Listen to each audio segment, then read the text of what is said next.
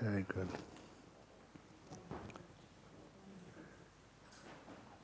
Okay, so it's now 8 o'clock, and there's still some more people coming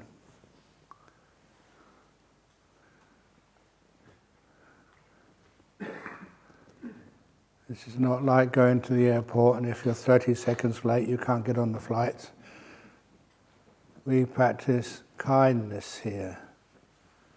You know the word for kindness? One of the words for it is karuna. And so we spread karuna virus in this retreat center. The antidote to coronavirus, karuna virus.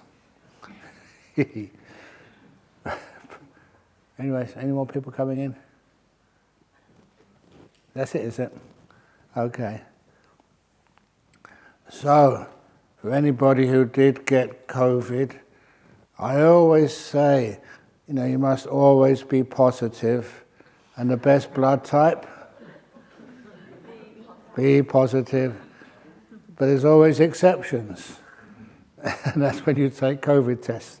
Be negative.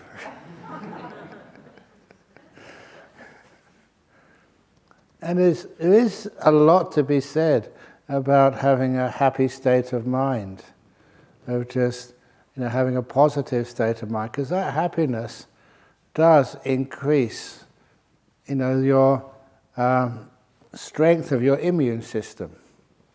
It's been tested, it's well known, but no one hardly practices it. So please remember here all the advantages if you do test positive. What are the advantages of testing positive to the COVID test? You get served, you don't have any chores to do, and if you're still positive on Sunday, you can stay a few extra days. Isn't that positive? Yeah. I really felt I missed out, never testing positive to COVID. A few of the other monks tested positive, and they were staying here, being looked after, having nothing to do. And I thought, oh, crikey, I need to get COVID. But nice thing to do is when you always see something positive in what's happening to you, instead of testing, then you can always just have this higher state of mind, and you find whatever affects you doesn't affect you that badly. And there's always advantages of being sick. As I said, even going to a hospital.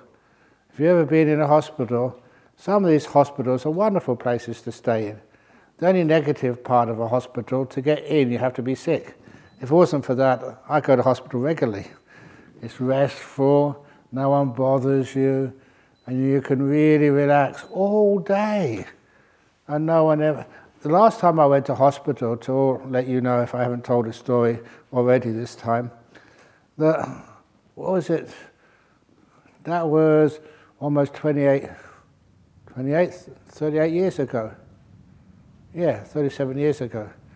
And for some reason, coming here, I got really exhausted. There was no COVID around in those days. I got so exhausted.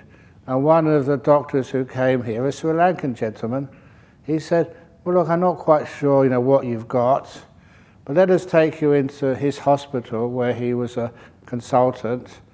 I'll take you into this hospital, I'll make sure you're admitted, so we can do some tests on you. It was our local hospital in Rockingham. It's not a big hospital, but it still had all the facilities there. So I went to check in at the hospital, and as soon as I signed my name, yeah, you're expected, and they said, where's your pajamas? That was the first question they asked. And I said, I'm a monk, I don't have pajamas. It's either these robes or nothing, take your choice. I said that.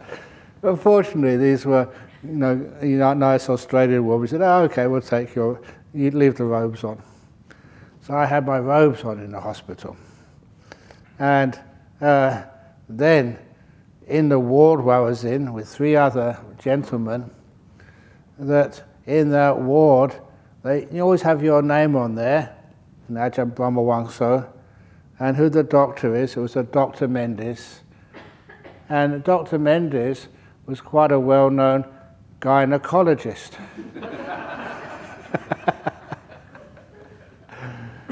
And so all the nurses, when they came in, said, you look funny with a bald head and brown robes and not pajamas, but what on earth are you doing under a gynecologist? Have we got you in the right ward?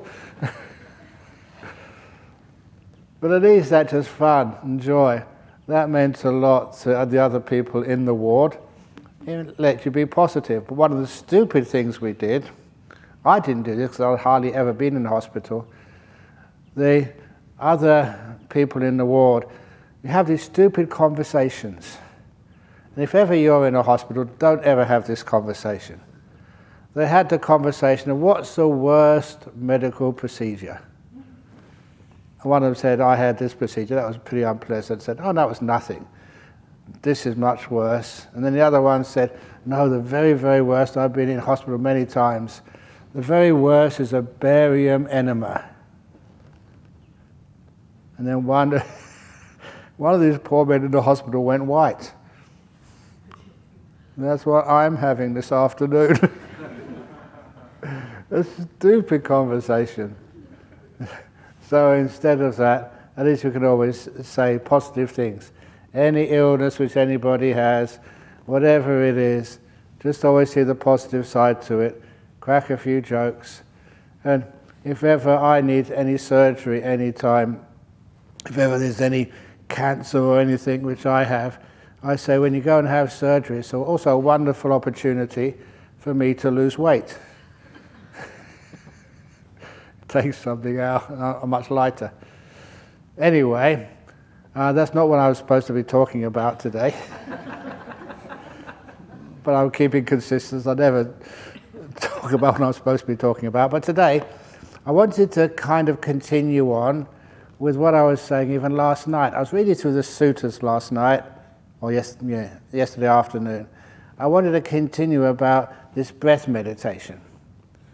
Okay, so already started off with seeing the positive side of any kind of disabilities or problems which you have. And for me, what I still have now, if you do see me sneezing, you saw me sneezing at the beginning of this retreat, it's not a COVID or a cold, it's hay fever. Because my father had asthma, and eventually it killed him. So, I've inherited a allergy, especially the time when people make hay. That's why it's called hay fever. And if you go down on the way home, if you go down during the light period, during the daytime, you'll see that the farmers are making hay down in the fields around here.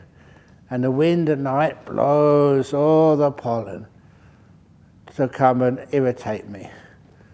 But you don't really mind that much, it's just not a big deal. But it actually helped me once.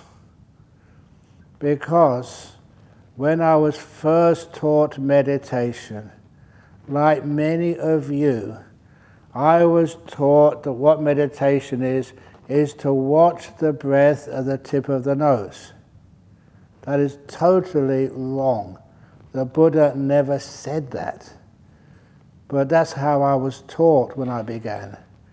And because I was taught like that, I tried to watch the breath at the tip of my nose. And during the hay fever season, there was no breath at the tip of my nose. My nose was blocked. And so I thought, well, maybe meditation's not for me.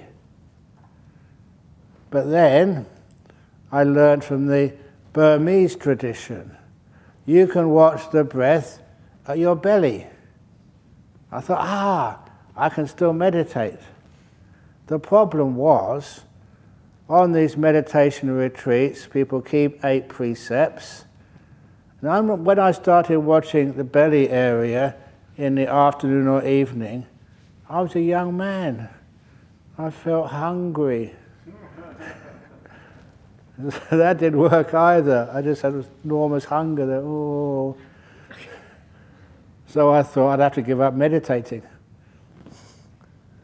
I actually thought that. But then I was smart enough to actually look at the instructions rather than just believe them from whoever taught them. And in instructions, they never ever said to watch any part of the body when you're doing breath meditation. Never ever did they say to watch the breath at the tip of the nose. This is not nose meditation, it's breath meditation. They never said to watch the belly. This is not belly meditation. This is breath meditation. To watch the breath. And even if I had hay fever, even if my nose was blocked, I was still breathing.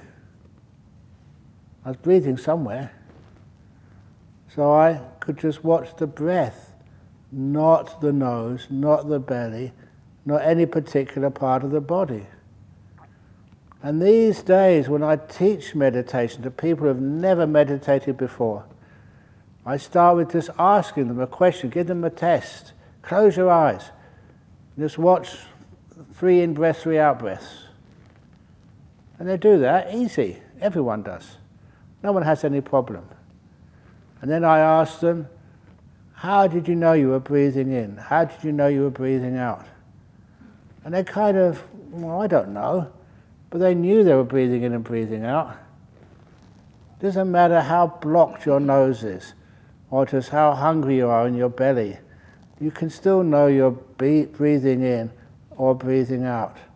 That experience, that feeling, sensation which tells you you're breathing in or breathing out, that is what you watch. And you can always do that. And that was a huge help for me. I wouldn't have been able to figure that one out if I could breathe normally like everybody else, didn't have any hay fever, and the nose was always clear, and I could just breathe in and breathe out like many people. But because I had that little affliction, I turned it into wisdom. How many times have I told you when you tread in the dog poo, dig it in, don't complain about it. It's fertilizer for your wisdom. For me, my fertilizer was having a blocked nose. And how can I meditate? And from that time on, you've had this amazing experience with people who've had such afflictions. I can't help but talk about that gentleman in Sydney many years ago who came on one of my retreats. When he came on the retreat, he wasn't a Buddhist. You know, he said, I'm on this retreat not because I'm a Buddhist, I want to get enlightened or anything like that. The only reason I'm on this retreat is to learn meditation because I've got a cancer. Doctors have given up on me. They said there's no more treatments possible. And the cancer was sinus cancer. He had a big tumour in the bridge of his nose, in his sinuses. And so he told me that. My mistake was I didn't announce that to everybody else, except on the evening of the first day. Because that day when he had this sinus cancer, yes, of course he was breathing, otherwise he'd be dead. But he was breathing through his mouth, really heavily.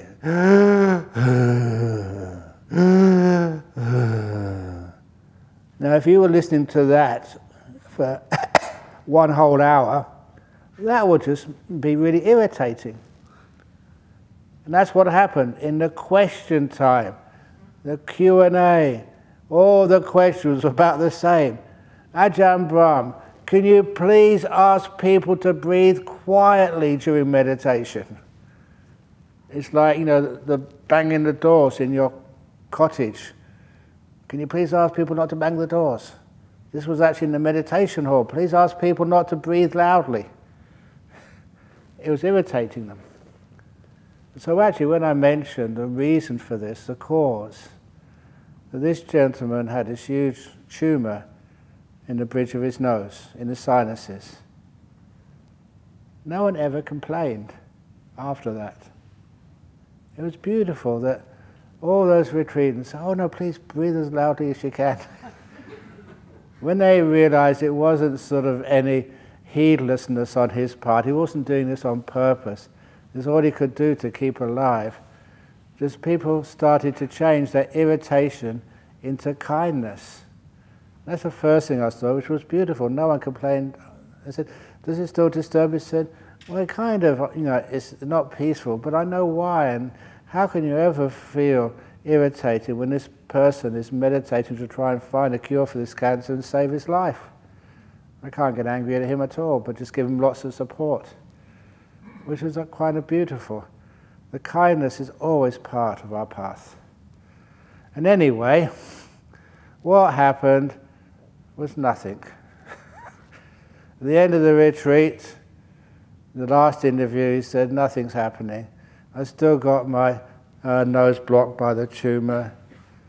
But he was diligent in his practice. But as always occurs, the last meditation, I don't know why, actually I do know why this is, just like that Ananda, meditating all night, and at the very end he just gave in. He's not going to get enlightened. And that's when he got enlightened. There's still a chance for you yet. The last meditation. Well, I'm going to go off subject here, but I can't now. But I don't think she minds me telling you this story. There's one of the nuns at Dharmasara. She became a nun, a really good nun. She became a nun after one of the meditation retreats, which I think was organized by the Body United Singapore, or BF, over in, I think, Khao Lak, in those days, in Thailand. So she was really diligent, meditating, but she also got nowhere. So the end of the retreat, well, she tried. But after the retreat was finished, her taxi to the airport to reach the aircraft which would take her back to her home, after the retreat was finished, there was another at least an hour before the taxi would come, pre-ordered, to take her to the airport to check in and go back home. So she said she had an hour to kill. It's a really weird word there, killing an hour. But anyway, she's supposed to be keeping the 5 precepts. You're not supposed to kill anything. Anyway, she killed the hour, just went into the hall and just meditated. And this time putting no effort into it. Just sitting down, crossing her legs and just killing an hour. And after the hour was finished, then she came out and I was sitting by a table, I think having a cup of tea or an apple juice or something in the afternoon. And I will never forget her expression. She was squatting on the floor, I was on a chair, looking up at me.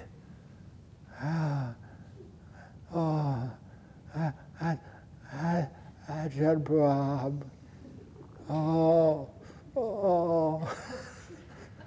At last, I had a really nice meditation. Oh, so lovely. It was really overdone. Actually, but she was overdoing it. I can't say overdoing it, she was just expressing how she felt. For me, I'm probably underestimating what she did. But it was so sweet. The first time she got a really nice, deep meditation. Totally unexpected. She was just killing time, waiting for the taxi to arrive. But I always remember her response, the afterglow. The only thing I can compare it to, if you have a teenage daughter and she comes up to you and says, "Daddy, Daddy, Daddy, oh, I've fallen in love. Oh, I've met my dream boy. Oh, oh, oh." I don't know if you can relate to that, but that's actually what it was quite like. She'd had a nice deep meditation. And that's kind of the afterglow.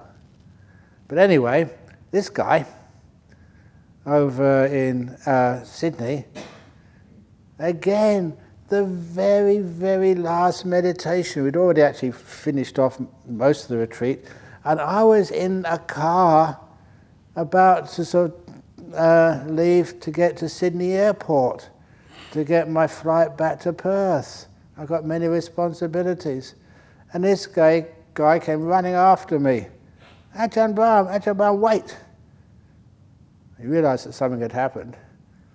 And he said, the very last meditation, he'd never been able to breathe through his nose in months, because the sinus was blocked by this huge tumor.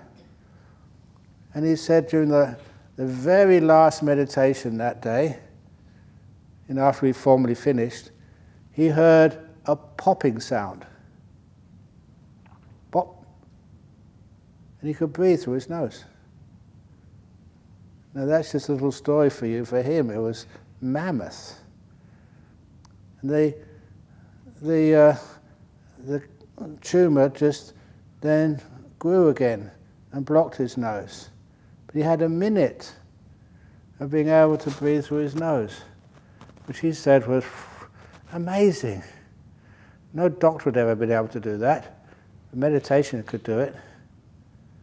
Meditation is very close to medication, but it has a T, and I'm very into tea. That's one of the reasons why I became a disciple of Ajahn Chah. What does Cha mean? Of course, it means tea. So, anyway, so he could breathe through his nose for 1 minute. And I couldn't sort of stay any longer to give him any advice. So I had to go off to the airport, and the car was waiting to speed off. So off we went to the airport. And as we drove off, I really thought he'd left it too late. He should have meditated beforehand. Yes, it shrunk his cancer just for 1 minute, but that's not going to save your life. So I wrongly thought. Honestly, that's how I thought. He'd left it too late. But then 6 months later, roughly, I was in Sydney again giving a talk at a completely different venue. And this man came up to me and he said, "Do you remember me? Please don't do that to me." The reason I say that is because I have to be honest. The monk's rules. So a lot of time I say, "Who the hell are you?" And the guy comes up and says, "I'm your brother, Tony. We've got the same mother." "Oh, yeah."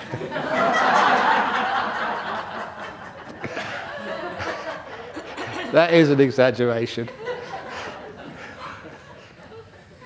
Although I must say, on that story, I'm going all over the place, but I don't think you mind. My grandmother, she had Alzheimer's, so the last years of her life she was in one of these homes for sufferers of Alzheimer's. So when I went to UK, to give some talks and also visit family, now my brother and I went to see my grandma. Now my brother is a really good man. You've got to hand it to him. He goes and looks after the grandma at this time, visiting every week, making sure she's got everything she needs. Really kind. And so as soon as my brother, his name was Tony, sort of came into the ward, and my grandma saw both of us, and my old name was Peter, and she looked at me and said, "Peter, how are you? Nice to see you." Then she turned to my brother and said, "Who the heck are you?" She'd only seen me once every 3 or 4 years. Sees my brother every week. He was really upset. "You brother, you just over in Australia messing around with Buddhism over there. I come every week." And she doesn't remember me, but she remembers you first time. Anyway, that's just the nature of life. So anyway, this guy said, "Do you remember me?" I said, "I don't." And of course, you all know who he was now. He was that guy with the sinus cancer. When you see people really sick and close to death, they look, so different. And I can excuse myself for not remembering him, because now he was in full remission.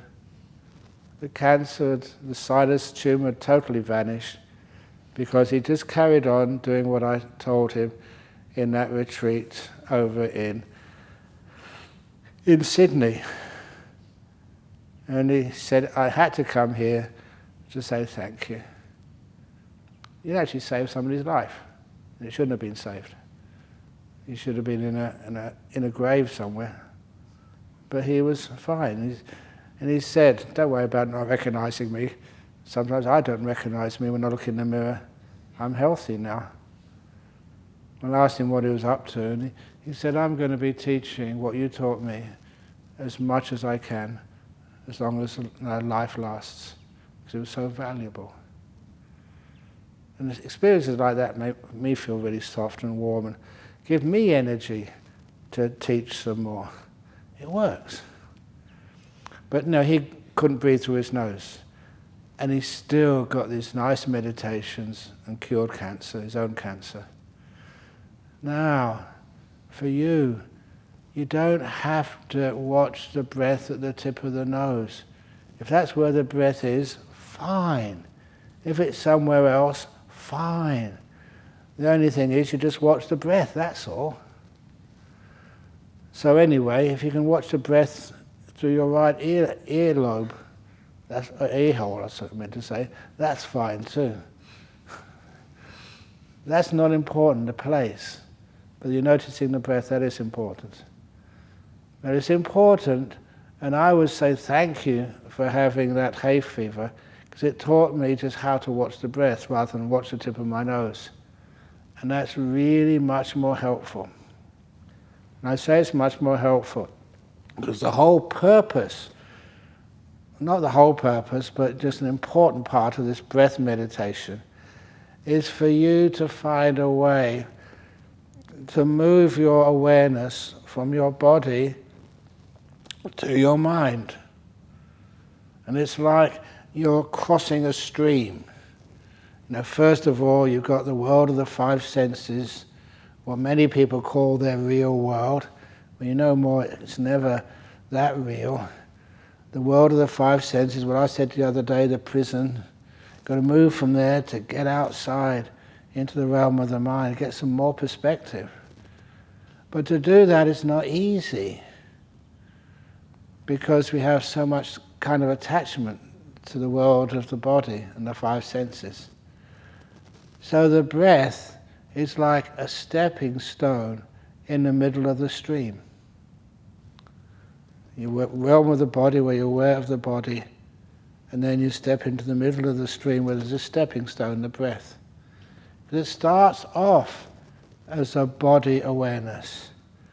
When you're first aware of the breath, in, out, and you can feel that as a sensation somewhere. But you don't have to be stuck on that sensation, whether it's on the body or the belly, because number one, that's not so pleasant. Number two, you won't be able to sustain it except through force. And look, I wasn't always meditating like I teach you now. Many times I would meditate forcefully as a young monk, because I thought that's what you're supposed to do. And I saw the negative part of that. Watch the breath. Okay, watch the breath. Don't move. Just watch the breath. Even if you die, just watch the breath.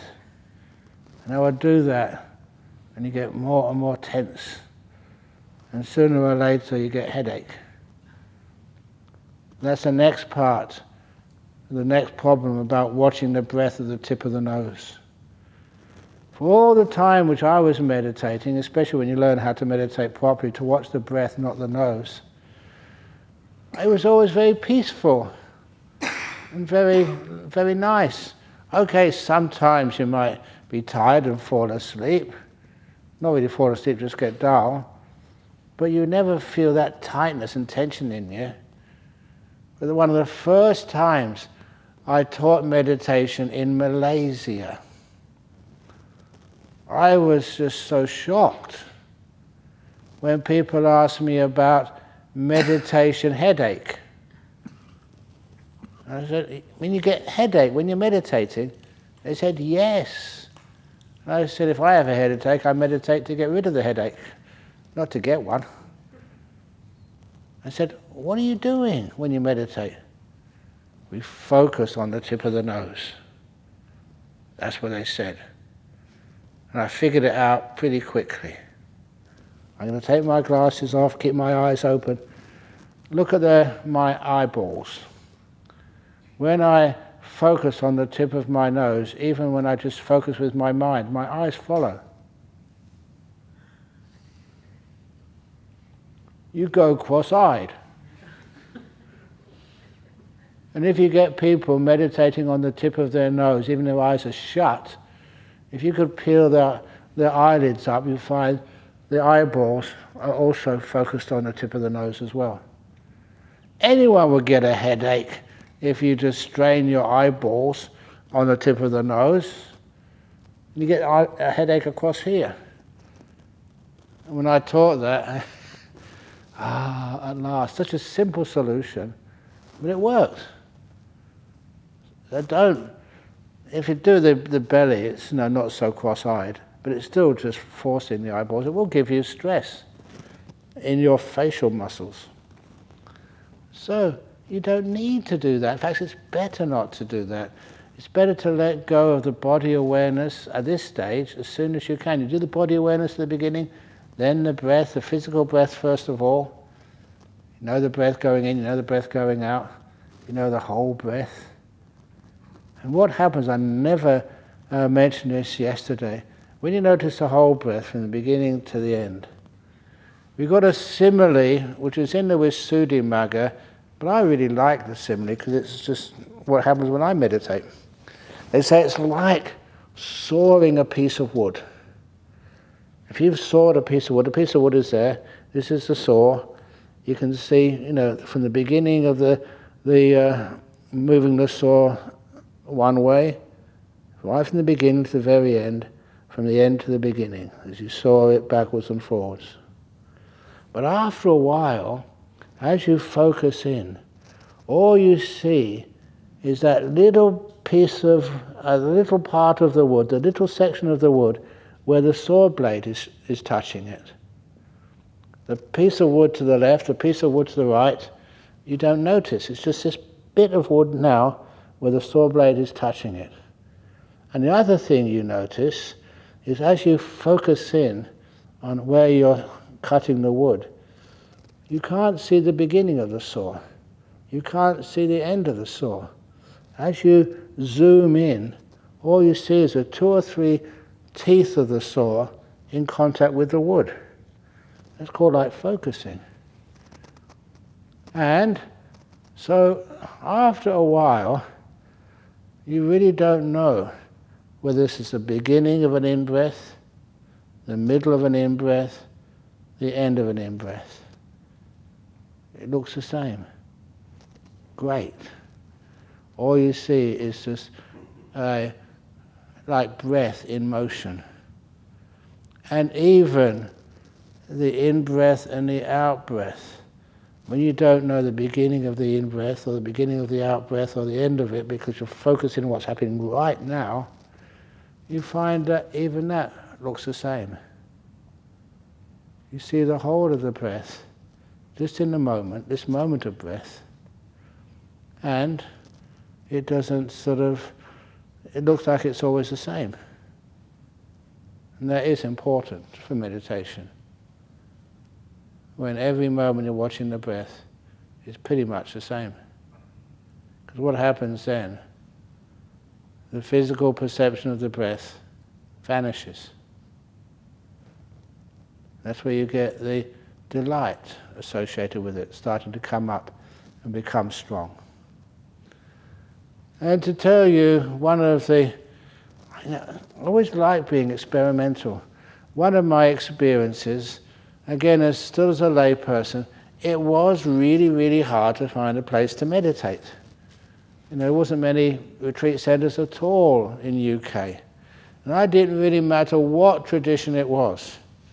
Because I know when I was meditating, whoever that teacher was, teaching these methods of meditation, once my eyes were closed, I could do anything.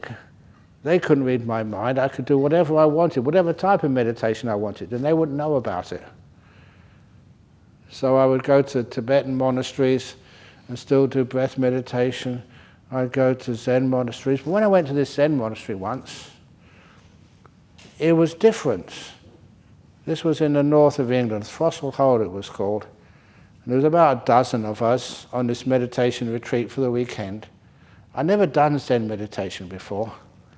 And you were sitting in a hall. There's only a small hall, very narrow. And, we were facing the wall. And then there was a passage in the middle, facing the wall on either side. And the first thing I learned, in Zen meditation, you had to keep your eyes open. You weren't allowed to close your eyes. And in Zen meditation, the teacher would come behind you with the Zen stick, walking slowly behind you. Pretty scary.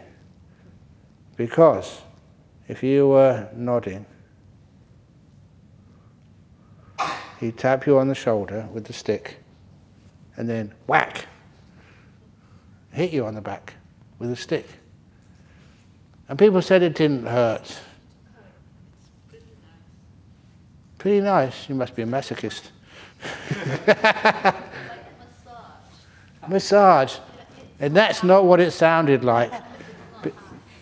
Because it was a meditator sitting next to me. He was more sleepy than I was. So he got hit by the stick. Whack! That took away all my sleepiness for the whole retreat. I didn't dare to be sleepy after that. I was afraid. I remember showing some videos of that Zen meditation technique to the prisoners up at Karnat.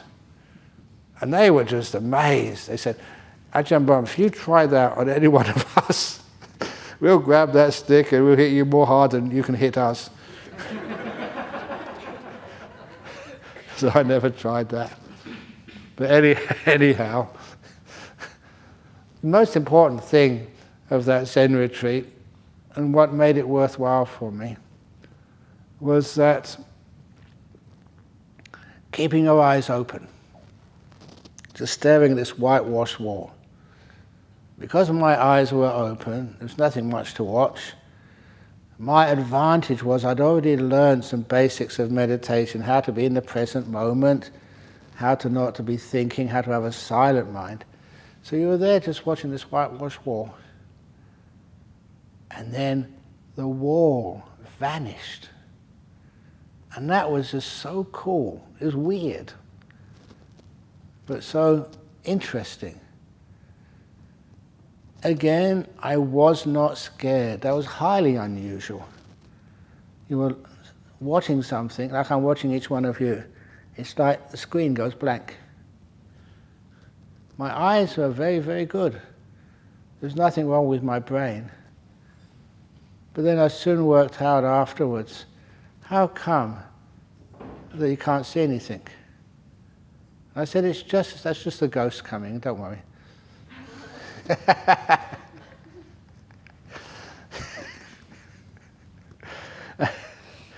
And then, sorry, I shouldn't tell ghost jokes. You do know about that Australian girl who went to visit UK? She went over to UK on a holiday. And what do you do in a country like UK? You go and see the sights, and one of the sights Australian people, they don't have here in Australia, is castles. So she went to one of these really old castles, 500, 600 years old. And the tour guide took her underneath this castle where the dungeons and torture chambers had been. And it was really spooky. Every time they trod on a floorboard, it would creak. Every time they opened a door, it would really creak. And any window, they never had glass in it, it's an open window with bars on it. When the wind blew through it,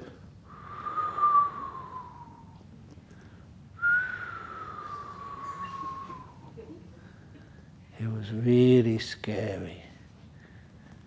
And when eventually the guide went up the stairs to take her into the open air, she was so relieved. She was safe.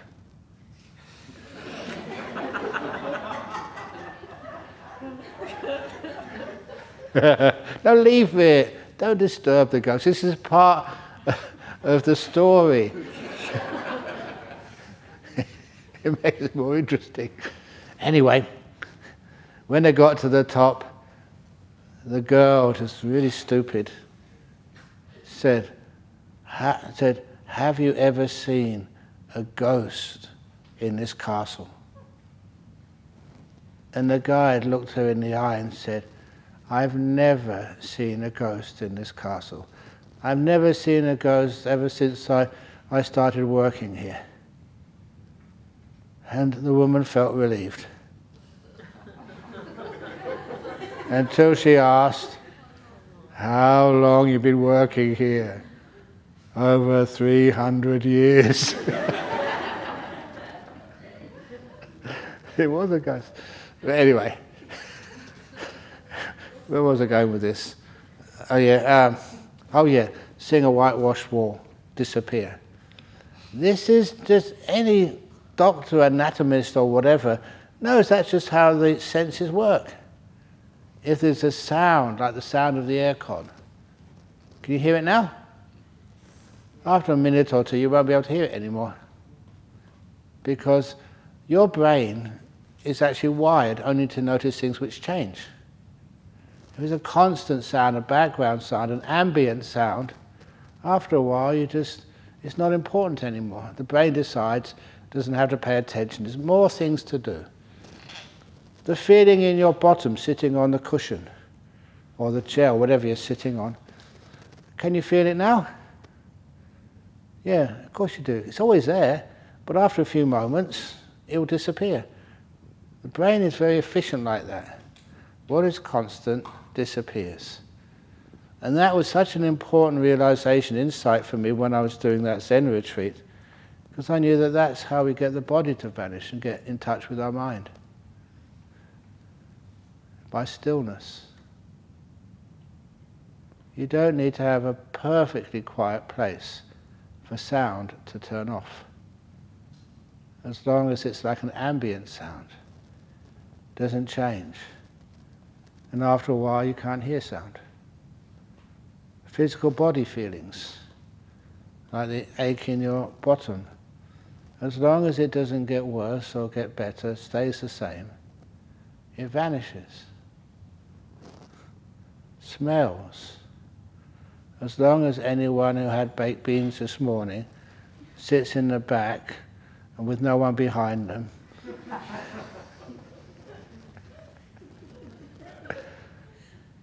now I know why people sit in the back. I sit in the front, but I'm facing the back. So, if the smell doesn't change, smell turns off. Taste turns off very easy. But with the body, again, the breath is always changing, moving. So when we get this breath and we manage to kind of smooth it out, so you can see the in-breath, you see the out-breath, yes, and it becomes very calm and smooth. So there's hardly any difference between the in-breath and the out-breath feeling. It becomes even and has a chance to disappear. And that stepping stone in the middle of the stream with the breath, once that disappears, it's kind of like you're free. Free of the bodily feelings. And many of you have found out when you don't worry too much about the body, it kind of heals itself. It's very safe. I don't know too much about modern medicine, but I always sometimes read that someone's in an induced coma. They do that so you don't mess around with your body. It allows it to heal. Why some people, where you do have, they sort of knock out, and while you sleep, a good example. And a lot of healing can happen when you sleep. Why? Most people in hospitals, they give you a comfortable bed. Much more comfortable bed than I have in my cave. You've seen the bed I have in my cave. If I had to go in hospital, it would be much more comfortable. Would it? If you have the perception this is just to rest and relax and heal, then fine. So this is where your five senses have an opportunity to turn off. And you realize a lot of stuff when it turns off, just how irritating, that's the word, these five senses are. Just, no criticism, but when you picked up that book and you opened a page, there was a tiny sound, and that sort of distracted me.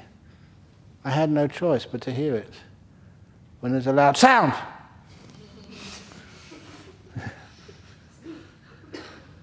you didn't have any choice. You had to hear it, or a flash of light. You don't control your senses as much as you think. But when you can let them go, and they all kind of become really, really calm, then you don't hear the sounds. You don't feel the body. I did give a few examples of that, about people who got into a deep meditation, went to hospital, and they could see the EEG and the ECG go flat. I never mentioned this I think only in the interviews. There was one of my disciples over in Sri Lanka. He's a doctor. He works for the army or the military over in Sri Lanka. And okay, enough now, Ghost. You made your point.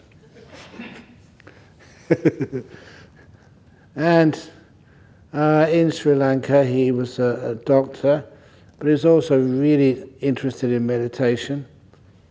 And so, he started a little meditation group.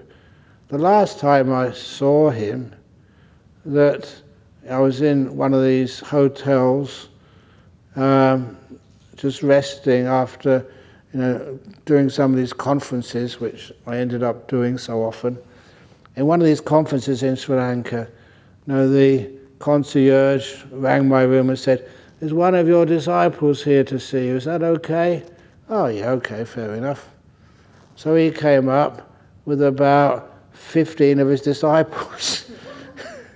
They never told me that he had company. A whole group of them came in. And I didn't mind because, they wanted to do a little meditation, but also he wanted to tell me some of the stories which he'd been up to. And one of those was that one of his meditation students had really amazingly deep meditation. He could get into jhana so easily. He was a layman, but he had brilliant meditation. So anyway, the doctor decided to do an experiment on him. So and he filmed it, videoed it, and it was put on Sri Lankan TV later. When he was meditating, this student, the doctor opened his own eyes, rolled up this man's sleeve, disinfected his arm, got out a scalpel to do an incision on his arm. He was a doctor, he knew what he was doing. And there's a video of it, this is no exaggeration. The scalpel could not penetrate the arm. Put force in it, really sharp, like doctor's scalpel. It couldn't cut him. He was invulnerable to being cut. So the doctor put everything away, and when the meditation was finished, then the doctor said what he had done, just being honest. And then the doctor asked, do you mind if we do another experiment? This time I'm going to do exactly the same again, but this time can I have your permission to do a incision in your arm? And they'd known each other for years, so had full trust together. So yeah, sure. And they videoed it the next time. He got into a deep meditation, and the doctor rolled up the sleeve, disinfected the skin, took out the same scalpel, and this time it cut the skin. Not too deeply. If I did that to you, you'd probably scream. It should hurt. But in the meditation, he was just sitting there, just like he was immune from everything. And then the doctor just cleaned it up, did a couple of stitches in it, and then just put a bandage on it. And then this man came out. When he came out of meditation, he had a bandage on his arm. He never knew how it got there, except when he saw the video. It was like a fascinating little experiment. That when you're in meditation, deep meditation, you are invulnerable, believe it or not. I'm not quite sure why. I don't know how it works, just know it does work. So, if ever you hear that there is like a tsunami coming to Jhana Grove, or an asteroid that's on its way to hit, or there's a big bushfire, or there's some other problem there which is dangerous to your survival, let's get into the meditation. You'll survive.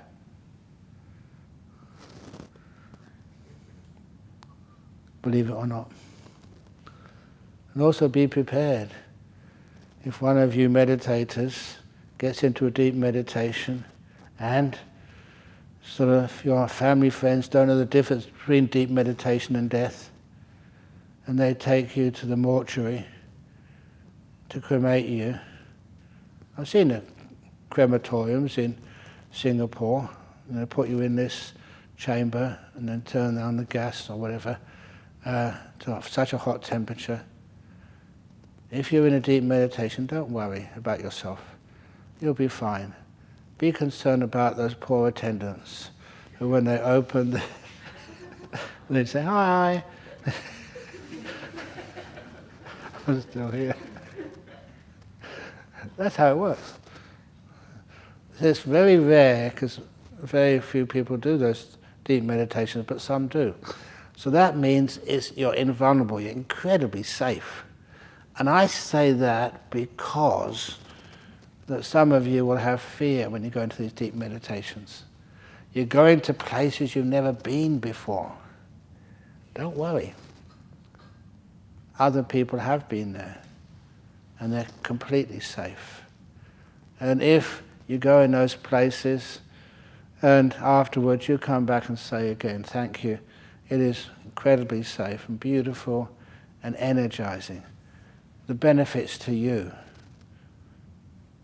A lot of healing happens in those deep meditations. Not only that, but there's so much fun. Fun is maybe not the right word, but pleasure, ecstasy. Would you like some ecstasy? Would you like to sit down and have the most amazing hour? Usually we say the most amazing hour of your life. But in Buddhism we make it even more powerful. The most amazing hour of your many lifetimes. It's incredibly powerful. And I think I mentioned this the first night, you may have not recognized it, but even in the Christian Bible, The phrase in Psalms, be still and know that thou art God. It's a powerful saying. The stillness, samadhi, and that can be what it feels like. Incredible bliss, peace. Come out afterwards, and that's where when you come out after any of these deep states of meditation, your mind is so energized. The 5 hindrances disappeared. There's no wanting. And if you just won the lottery or something, you don't want it to go to work, do you? I don't want to go to work anyway, even though I haven't won the lottery. But nevertheless, I mentioned that because yesterday some of the Thais came and they wanted a special blessing. I don't know if it's just Thailand or Australia. It was the lottery day when they pick the numbers. Please, Ajahn Brahm, give us a nice blessing. I don't know if they won anything, of course, probably not. If they did, I'll be in really big trouble. I'll be in big trouble because they come back again and all their friends, Ajahn Brahm, please, please, please. So that's why we don't do that. Although I remember in Thailand, they always thought that these wandering monks, living very simple and peaceful, that we knew sort of the numbers for the Thai illegal lottery. So I remember once just sitting down, meditating, minding my own business in a forest in northeast Thailand, and this lady saw me, and she didn't think I could speak Thai or the local dialect of Thai, the Isan language, so she put in front of me a bottle of Pepsi Cola, a piece of paper, and a pencil. I've been in Thailand long enough to know exactly what that meant. If you wanted that Pepsi, write a number on the piece of paper with that pencil. It was a bribe to try to give her a lottery number. I never did. Gave her the Pepsi back and the pencil and the number too. Is that the culture of the place? So anyhow, can it work? Okay, I'll tell you some other stories. First of all, I'll tell you this story. I don't mind saying the name of this nun. Have anybody of you ever heard of Ayakema? This is one of the stories which she hasn't put in one of her books. She was teaching a meditation retreat in UK. When the retreat was over, she had to go to Heathrow Airport to get her plane back to where she was going. But on the way, needed to have lunch before 12. So the only place they could find, she had a female driver, Anya, and they found a place. It was a restaurant next to a pub. They had actually to go through the front of the pub, but not right into the heart of the pub, and just go through the door into the restaurant. That was okay. So they had lunch, and when the attendant was paying for the lunch, they had some change left over, and it's a waste of time taking a few pound coins or £2 coins back to where they were going. It wasn't really worth exchanging them.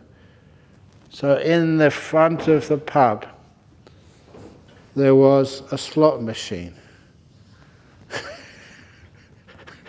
This actually happened. So the attendant was just trying to get rid of the coins. They just put them in the slot machine and didn't get anything. Put them in the slot machine, didn't get anything. Put the last coin in the slot machine. And that's when Ayakema came out. And the attendant said, "You've got better good karma than I have. You're a nun.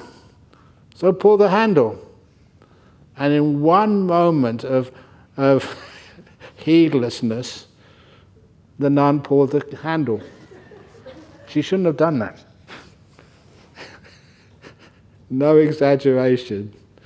It came out of the jackpot. And all this money came out of the machine and fell on her robe. That's an offence. We're not supposed to accept any money. I wish I was there.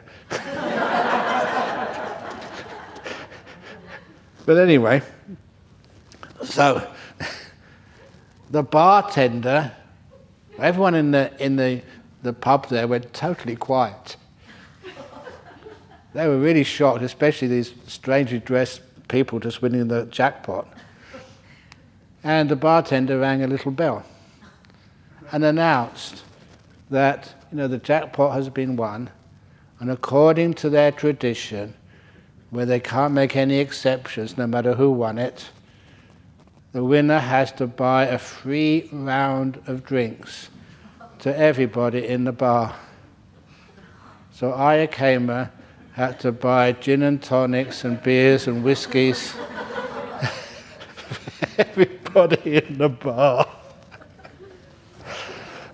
It's a good lesson. Never do that when you're a monk or a nun. Second story. These are not jokes that happened. This also happened. There was one of the gentlemen here, one of the disciples. He's a bit old now, still alive, but can't really make it to the monastery. He got married to a Singapore girl. And after he got married to the Singapore girl, they moved over to Australia, had a family. But every year they would visit Singapore. What's that other Thai temple just towards the... Pali Lai temple, yeah. They live really close to there. So anyway, that he would go over to that area with Pali Lai to visit the family. He was English.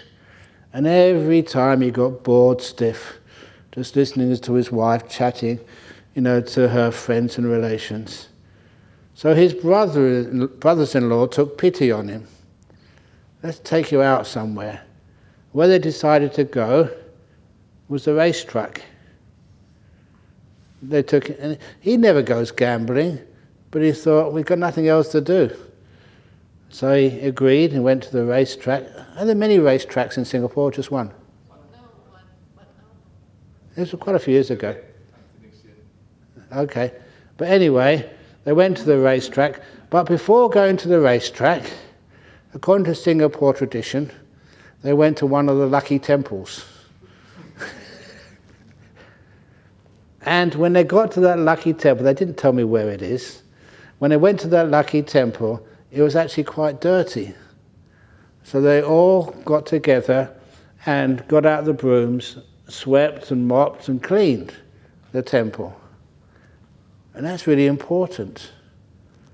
So when they went to the racetrack and they did their betting on horses, they all lost. They lost a lot. It didn't work. But that night, this Ang Mo, Ang Mo means a Westerner, should really mean red hair, but he had actually blonde hair. And that night, he dreamt of a horse race. And he remembered when he woke up the name of the winning horse. This is true. And just out of interest, he looked at the morning edition of the Straits Times, the horse racing. That horse was running. A horse by exactly that name. And so he rang up his brothers-in-law and said, let's go to the racetrack. Last night I dreamt of one of the horses which is running today. Maybe because we did extra good karma by cleaning up that temple. Maybe the spirits in that temple are just so grateful they've given us the name of the horse. And the brothers-in-law replied, a Singapore spirit would never give the name of winning a horse to an Ang Mo and not us. They refused to go. He went by himself. He won a fortune. And that really made his brothers-in-law angry. These spirits in Singapore, they look after these foreigners, they never look after the people who look after this place who live here. That's a kind of a true story. I don't know why I tell those stories, but it's good fun to listen to. So thank you for listening. Sadhu, sadhu, sadhu. Sadhu! Anyway, it makes you laugh. And when it makes you laugh, that exercises your respiratory system. And that's a great antidote to SARS, COVID or anything. Laugh a lot, and then your lungs become really strong. Okay, let's do interviews now. Any announcements? For those who are still alive. For those who are still alive. And weren't here last night. We have all our cooks down with COVID, and 2 more retreatants are down with COVID. So those with symptoms, please do your tests. The COVID kits are in your cottage. If there are none, please get the kit from me to do your test. I think there may be more down with COVID. Oh, come on, think positive. Positive. Oh, I must think negative. Negative COVID, okay? Or I think more positive, there will be more positive COVID. Okay, please let us know if you have COVID. You have to isolate yourself. And you'll be served with your food. Served? Yeah, you get room service. I had COVID last year when I was here for the 3 months. So mine was 7 days, so now it's like a 5-day thing. We'll give you water, you'll have a kettle in your room. And bread and water. No, not just bread and water. You'll have your lunch brought from the dining hall to you as well. So, and you'll still be able to listen to the Dharma talk. So the 2 retreatants who are COVID positive, they're listening using the headsets outside. So you can still access the Dharma as well. Really good deal. Yes. And no duties as well. So please don't deliberately get COVID though, as a result. Thank you. Oh, hang on, I'm going to get it. On purpose. What would happen if I get it? Will I get room service? Not any time, not in the afternoon, please. Okay, carry on. We won't have any talks. We will just sit here and meditate. Actually, that's quite a good idea. But I know Ajahn doesn't test.